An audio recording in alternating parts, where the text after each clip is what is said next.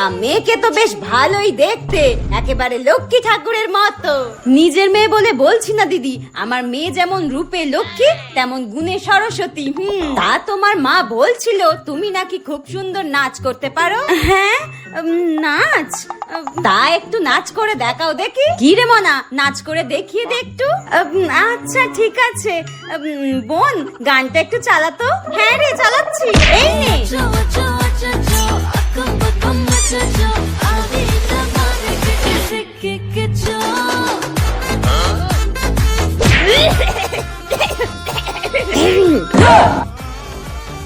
হ্যাঁ, এ কি নাচটা কি ভালো হলো না? আমার মেয়ে যেমন রূপে লক্ষ্মী তেমন গুণে সরস্বতী। আচ্ছা ঠিক আছে, আমি পরে বাড়ি গিয়ে ফোনে জানিয়ে দেবো, ঠিক আছে? রক্ষে করো রঘুবীর।